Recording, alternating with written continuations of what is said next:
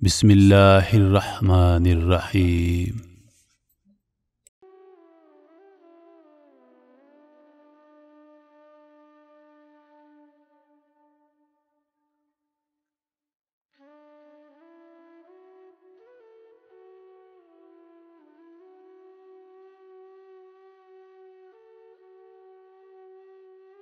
السلام علیکم میرے دوستوں، میری بہنوں اور روہیل وائس کے ساتھیوں۔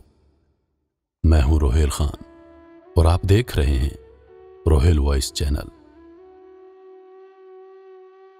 محترم خواتین و حضرات، کسی گاؤں میں ایک عورت اپنے 5 سال کے چھوٹے بچے کے ساتھ رہتی تھی۔ کچھ ماہ قبل ہی اس کے شوہر کا انتقال ہو گیا تھا، لہذا وہ عورت اپنے اکلوتے بیٹے کی تعلیم و تربیت کے لیے خود ہی لوگوں کے گھروں میں کام کرتی، ان کے برتن مانجتی، کپڑے دھوتی اور ان کے بڑے بڑے گھروں کو وہ عورت اکیلے تن تنہا صاف کرتی تاکہ اپنے بیٹے کی بنیادی ضرورتوں کو پورا کر سکے۔ وقت گزرتا گیا اور کئی سال بیت گئے۔ اب اس کا بیٹا جوان ہو گیا تھا اور کسی اچھی کمپنی میں نوکری کرنے لگا۔ اس کی شادی ہو گئی تھی اور ایک پیارا سا بیٹا بھی تھا۔ وہ عورت اپنے بڑھاپے کی دہلیز پر دستک دے رہی تھی۔ بیٹا شادی کے بعد اور نوکری ملنے کے بعد ماں کا احترام کرنا تو دور کی بات، ماں کے ساتھ ڈھنگ سے بات بھی نہ کرتا تھا۔ اس بوڑھی عورت کی زندگی میں فرق صرف اتنا آیا تھا کہ پہلے وہ غیروں کے برتن اور کپڑے دھوتی تھی، اب اپنے بہو بیٹے کے جھوٹے برتن دھو رہی تھی۔ پہلے وہ عورت دوسروں کے گھروں کی صفائی کرتی تھی، اب یہ بہو کے ہوتے ہوئے بھی اپنے گھر کی صفائی کرنے پر مجبور تھی۔ خیر جو بھی تھا، لیکن تھی تو وہ ایک ماں ہی۔ اپنے بیٹے کی خوشی کی خاطر وہ ہر دکھ جھیلنے کو تیار تھی۔ بیٹے کے پاس دولت کی کمی نہ تھی، اللہ کی دی ہوئی ہر چیز اب اس کے پاس تھی، لیکن ماں کو اس نے گھر کے ایک الگ کمرے میں چھوڑ کر رکھا تھا، جہاں موسم کی شدت کو روکنے کے لیے ماں کے پاس کوئی بندوبست نہ تھا۔ اس کا بیٹا جب کئی دنوں کے بعد ماں کے کمرے میں جاتا تو صرف ماں کو گزرے ہوئے وقت کی محرومیاں یاد کرواتا۔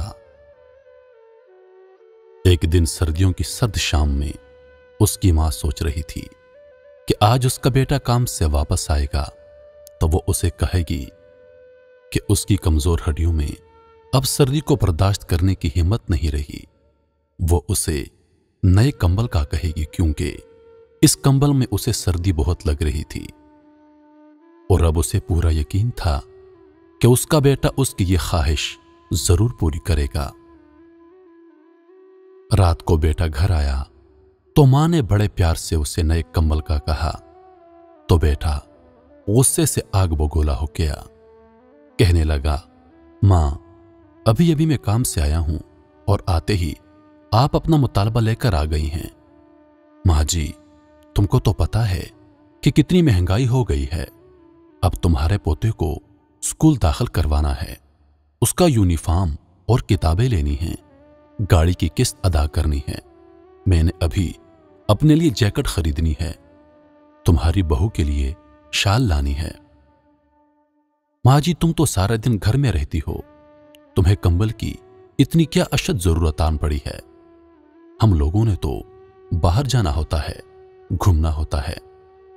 ماں جی، تم کسی طرح یہ سردیاں گزار لو، اگلے سال سردیوں سے پہلے تمہارے کمبل کا کچھ بندوبست کر دوں گا۔ بوڑھی ماں خون کے آنسو پی کر چپ چاپ اپنے بوسیدہ کمرے میں واپس آ گئی اور پھٹے ہوئے کمبل کو اوڑھ کر ٹوٹی ہوئی چارپائی کے کونے میں سکڑ کر لیٹ گئی۔ صبح کو جب بیٹی کی آنکھ کھلی تو پتا چلا کہ پچھلی رات ماں اللہ کو پیاری ہو گئی ہے۔ بیٹے نے اپنے تمام رشتہ داروں کو ماں کے جنازے پر بلایا اور ماں کی کفن دفن اور مہمانوں کے خاطر مدارت پر لاکھوں روپے خرچ کیے۔ جو بھی جنازے میں شریک ہوا یہی کہتا، کاش اللہ ہر کسی کو ایسا بیٹا عطا کرے۔ مرنے کے بعد بھی ماں سے کتنی محبت کرتا ہے، لیکن انہیں یہ پتا نہیں تھا کہ دنیا والوں کو دکھانے کی خاطر جو بیٹا اپنی مری ہوئی ماں کے جنازے پر لاکھوں روپے خرچ کر رہا ہے، پچھلی رات چند سو روپوں کے کمبل کے نہ ہونے کی وجہ سے اس کی ماں سردی میں سسک سسک کر جان دے گئی۔ میرے عزیز دوستو، اپنے ماں باپ کی قدر ان کی جیتی جی کیجیے، اسی میں ہم سب کی بھلائی ہے۔ مرنے کے بعد قدر کی بھی تو کیا فائدہ؟ اللہ پاک ہم سب کو سمجھنے اور نیک اعمال کرنے کی توفیق عطا فرمائے، آمین یا رب العالمین۔ مزید ویڈیوز کے لیے ہمارے چینل کو سبسکرائب کریں اور دن کی تازہ ترین اپڈیٹس کے لیے چینل پر موجود گھنٹی کے بٹن کو دبا دیں تاکہ ہماری ہر نئی آنے والی ویڈیو سب سے پہلے آپ تک پہنچے۔ مجھے دیجیے اجازت اس امید کے ساتھ کہ اگلی بار ایک اور ویڈیو لے کر آپ کی خدمت میں حاضر ہوں گا۔ تب تک کے لیے خدا حافظ۔ اللہ پاک آپ سب کا حافظ و نگہبان۔ وعلیکم السلام۔